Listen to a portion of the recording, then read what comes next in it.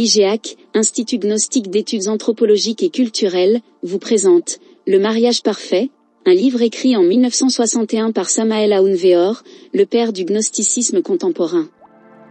La version PDF du livre Le mariage parfait est en téléchargement gratuit sur le site internet www.igeac.org. Le lien d'accès est dans la description. Chapitre 21. La 9e sphère.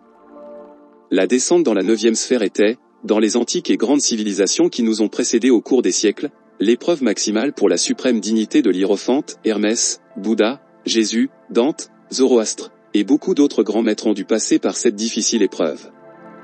Rappelez-vous, bien-aimés disciples, que la 9e sphère, c'est le sexe. Nombreux sont ceux qui entrent dans la 9e sphère, mais il est très rare de rencontrer une personne qui soit sortie victorieuse de la dure épreuve. La plupart des étudiants occultistes passent leur vie à papillonner d'école en école, de loge en loge, toujours curieux, toujours en quête de nouveautés, à l'affût de tout nouveau conférencier qui arrive à la ville. Lorsqu'un étudiant de cette sorte décide de travailler avec l'arcane AZF, lorsqu'un étudiant de ce genre se résout à descendre dans la 9e sphère pour travailler avec le feu et l'eau, il le fait, comme toujours, en cherchant quelque chose, sottement, par curiosité. L'étudiant occultiste transforme tout en une chose scolaire et théorique. S'il entre à la 9e sphère, il le fait comme si c'était ni plus ni moins qu'une école de plus, toujours curieux, toujours imbécile et superficiel. Il est difficile de trouver un aspirant sérieux et vraiment déterminé à prendre le sentier du mariage parfait.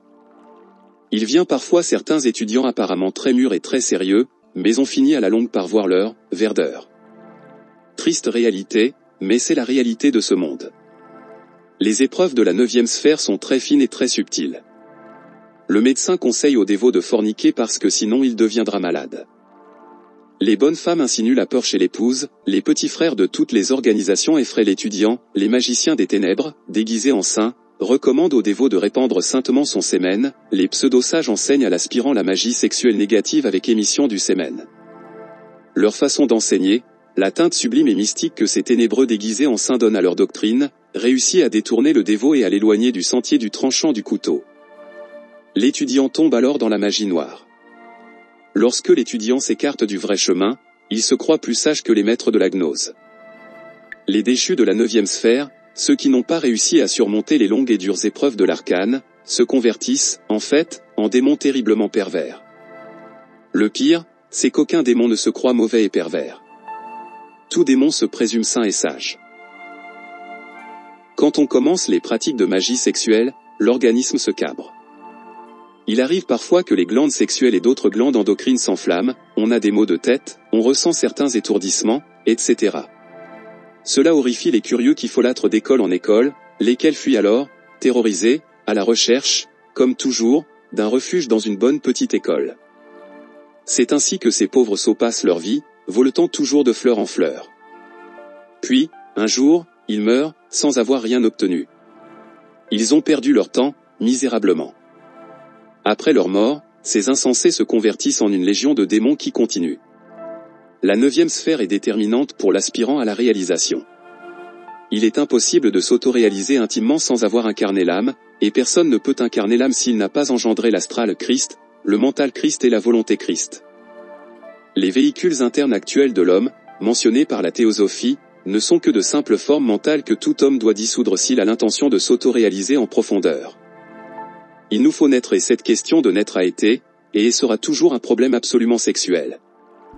Il est nécessaire de naître, et pour y arriver, il faut descendre à la 9e sphère. C'est l'épreuve maximale pour la suprême dignité. C'est l'épreuve la plus difficile. Il est très rare de rencontrer quelqu'un qui puisse franchir cette difficile épreuve. D'ordinaire, tout le monde échoue dans la 9e sphère. Il faut que les époux s'aiment profondément. Les gens confondent le désir avec l'amour. Tout le monde chante le désir et ils le confondent avec ce qu'on appelle l'amour. Seuls ceux qui ont incarné leur âme savent ce qu'est l'amour. Le moi ne sait pas ce qu'est l'amour. Le moi et désir, c'est tout. Quiconque incarne son âme est, dès lors, un Bouddha. Tout Bouddha doit travailler dans la 9e sphère pour incarner le Christ interne. Le Bouddha naît dans la 9e sphère. Le Christ aussi naît dans la 9e sphère. Nous devons d'abord naître en tant que Bouddha, avant de naître comme Christ. Béni soit l'amour. Bénis soient les êtres qui s'aiment vraiment. Bénis ceux qui sortent victorieux de la 9e sphère. Les semeurs d'épouvante. Beaucoup de pseudo-ésotéristes ont commis d'inqualifiables génocides. En réalité, c'est un véritable génocide de semer l'épouvante au sujet de la Kundalini. C'est un crime inqualifiable contre l'humanité d'imprimer dans des livres ou d'enseigner qu'éveiller la Kundalini est dangereux. Les propagateurs des abjectes faussetés qui sèment l'épouvante au sujet de la Kundalini sont pires que les criminels de guerre. Ceux-ci ont commis des crimes contre les personnes physiques, mais les pseudo-ésotéristes semeurs d'épouvante commettent des crimes contre l'âme. Celui qui n'éveille pas la Kundalini ne peut incarner son âme, il perd son âme. Il est faux de dire que la Kundalini peut s'éveiller sans qu'il y ait eu de progrès moral, au contraire, la Kundalini ne s'éveillera pas tant que ces progrès n'auront pas été réalisés. Le développement de la Kundalini est contrôlé par les mérites du cœur. Nous donnons des instructions concrètes pour l'éveil de la Kundalini, et toute véritable culture serpentine connaît parfaitement le chemin. Il est faux que la Kundalini peut prendre différents chemins lorsqu'on pratique la magie sexuelle blanche. La Kundalini ne prend un autre chemin que lorsqu'on pratique la magie sexuelle noire, elle descend alors vers les enfers atomiques de l'homme et se convertit en la queue de Satan. Elle est fausse, donc, cette absurde affirmation des semeurs d'épouvante, à savoir que la Kundalini peut sortir du canal médulaire, déchirer les tissus, produire de terribles douleurs et occasionner la mort. Ces affirmations des assassins d'âmes sont tout à fait erronées parce que chacun des 7 serpents a ses maîtres spécialistes, qui veillent sur l'étudiant, celui-ci n'est pas abandonné dans le travail. Quand l'étudiant éveille le premier serpent, il est suivi de près par un spécialiste, et lorsqu'il éveille le deuxième serpent, il est suivi par un autre, et ainsi de suite. Ces spécialistes ont la tâche de surveiller l'évolution du serpent dans le canal médulaire. Aucun étudiant n'est abandonné. Les spécialistes doivent répondre de leur travail. Ces spécialistes vivent dans le monde astral. La Kundalini ne s'éveille négativement que lorsque nous répandons notre sémen. Celui qui pratique la magie sexuelle sans émission du sémen n'a rien à craindre. Personne ne peut actualiser les aspects supérieurs de la Kundalini sans une parfaite sainteté. Il est donc tout à fait faux de dire qu'il y a la possibilité de funestes conséquences pour l'actualisation prématurée de la Kundalini. Cette affirmation est fausse pour la bonne raison qu'il ne peut y avoir d'éveil prématuré du feu. La Kundalini ne peut être éveillée que sur la base d'une sanctification profonde. La Kundalini ne monte pas d'une seule vertèbre si les conditions de sainteté requises pour accéder à cette vertèbre ne sont pas conquises.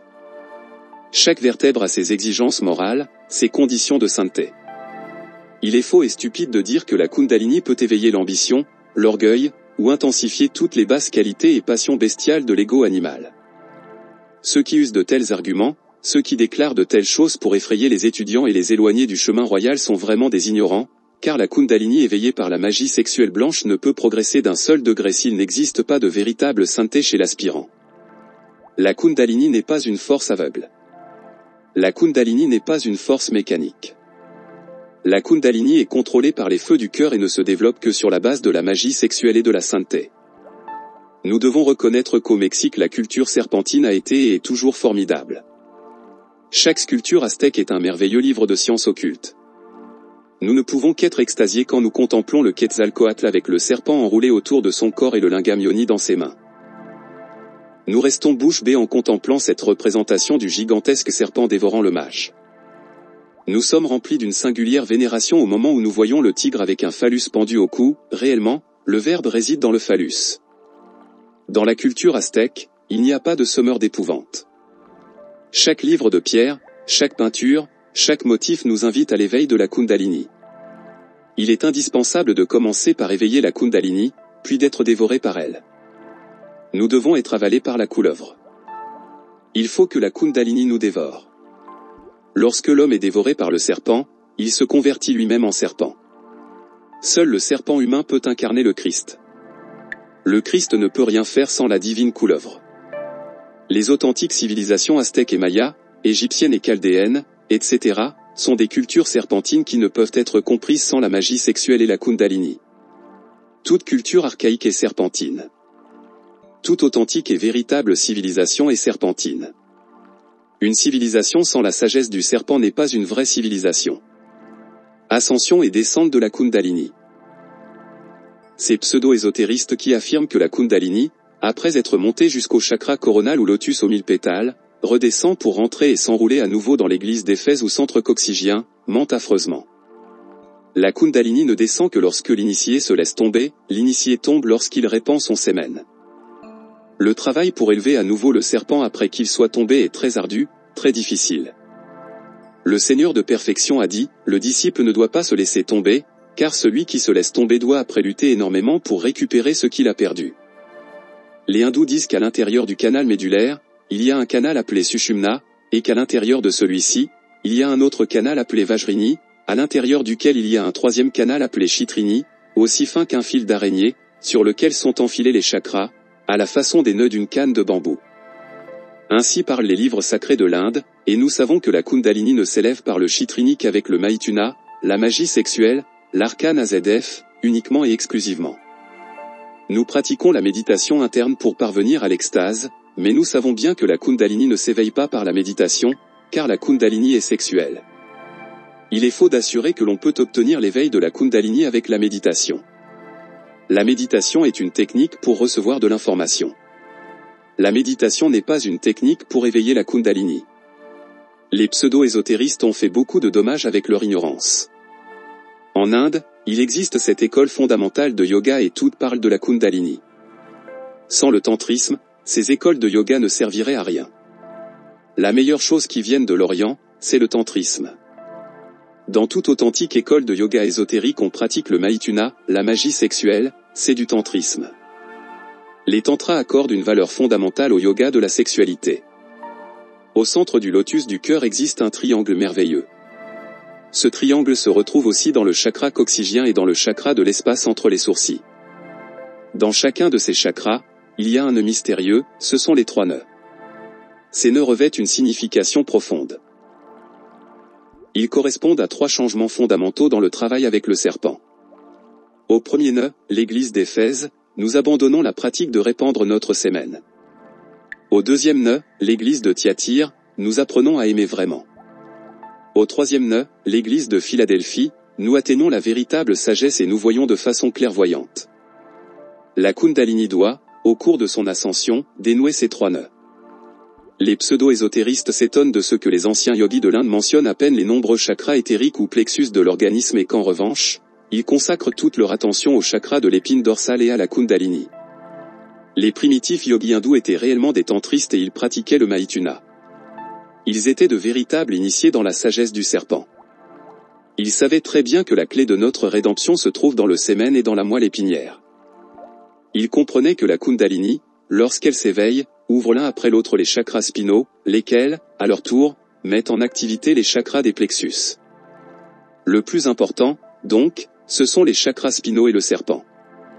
Tous les grands sages et patriarches des civilisations serpentines archaïques le savaient très bien. Dans les 3 triangles, des chakras fondamentales, cardiaque et frontal, la déité est représentée comme un lingam sexuel. Ceci veut tout dire, mais les ignorants instruits cherchent toujours des échappatoires et des excuses pour éluder et altérer la vérité. Il n'est pas correct que les pseudo-ésotéristes continuent à tromper, consciemment ou inconsciemment, la pauvre humanité souffrante. Nous avons étudié à fond les grandes civilisations serpentines, c'est pourquoi nous parlons clairement, afin que ceux qui veulent se sauver se sauvent vraiment. Nous sommes ici pour dire la vérité et nous la proclamons, même si les pseudo-occultistes et les infrasexuels doivent devenir, à cause de cela, nos pires ennemis. Il faut dire la vérité et nous la disons avec enthousiasme. Il est nécessaire de travailler avec la Kundalini et de défaire les 3 nœuds. Les 3 nœuds sont les 3 triangles, qui transforment notre vie en éveillant en nous la chasteté, l'amour et la sagesse. Le spasme sexuel. La loge blanche a interdit totalement et de façon absolue le spasme sexuel. Il est absurde d'arriver jusqu'au spasme. Ceux qui pratiquent la magie sexuelle ne devraient jamais aller jusqu'au spasme. Ceux qui se proposent d'éviter l'éjaculation séminale sans abandonner le plaisir du spasme pourront subir des conséquences désastreuses pour leur organisme. Le spasme est très violent, et si l'organisme est violenté, le résultat ne se fait pas attendre, impuissance, dommages au système nerveux, etc. Quiconque pratique la magie sexuelle doit se retirer de l'acte bien avant le spasme. Les médecins connaissent très bien les raisons pour lesquelles celui qui pratique la magie sexuelle doit se retirer avant le spasme. On ne doit pratiquer la magie sexuelle qu'une seule fois par jour. Jamais plus d'1 fois par jour. On ne doit jamais, de toute notre vie, répandre notre sémen, jamais, absolument jamais. Cet ordre qui émane de la loge blanche, il faut savoir le comprendre, car si, par malheur, vient le spasme, contre notre volonté, on devra aussitôt se retirer de l'acte et s'allonger en décubitus dorsal, sur le dos, et l'on refreinera alors violemment le spasme en exécutant l'exercice suivant. Indication 1. Faire le suprême effort que fait une femme pour mettre bas, envoyant le courant nerveux vers les organes sexuels en s'efforçant de fermer par une forte contraction des sphincters les portes par où s'échappe habituellement la liqueur séminale. On doit fournir pour cela un grand effort. 2. Inhaler en s'efforçant de pomper, de faire monter par l'inspiration la liqueur séminale jusqu'au cerveau. En inhalant, on vocalisera le mantra Am, imaginez l'énergie s'élevant jusqu'au cerveau et passant ensuite au cœur. 3. Exhaler l'air en imaginant que l'énergie sexuelle se fixe dans le cœur, vocalisez, en exhalant, le mantra Sa. 4. Si le spasme est très fort, réfrénez et continuez à inhaler et exhaler en vous aidant du mantra Amsa. Am est masculin, Sa est féminin. Am est solaire, Sa est lunaire. Il faut expulser l'air rapidement, par la bouche, en produisant le son Sa de façon douce et brève. Il faut inhaler lentement, la bouche entr'ouverte, en chantant mentalement le mantra Am. L'idée fondamentale à la base de cet exercice ésotérique est d'inverser le processus respiratoire en le rendant vraiment positif, étant donné que dans l'état actuel de la vie courante prédomine l'aspect négatif lunaire Sa qui en vient à produire la décharge séminale. En inversant le processus respiratoire au moyen de cette technique respiratoire, la force centrifuge se convertit en force centripète et le sémen reflue alors vers l'intérieur et vers le haut. Explication générale. L'exercice que nous venons de donner pour les cas de spasme peut aussi être exécuté, de façon générale, dans toute pratique de magie sexuelle. On peut terminer la pratique de magie sexuelle avec ce merveilleux exercice. Le travail dans la 9e sphère signifie lutte, sacrifice, effort, volonté. Les faibles fuient la 9e sphère, horrifiés, atterrés, épouvantés. Ceux qui sont dévorés par le serpent se convertissent en serpent, en Dieu. Dans les cas très graves, lorsque survient le spasme sexuel avec un danger imminent d'éjaculation séminale, l'initié doit se retirer instantanément de l'acte et s'allonger sur le dos par terre, sur le plancher dur, en retenant son souffle. Pour bien retenir le souffle, il devra fermer les fosses nasales en les comprimant avec l'index et le pouce. Cet effort devra être accompagné de la concentration de la pensée. Le néophyte se concentrera intensément sur les pulsations du phallus, qui sont une manifestation du pouls cardiaque.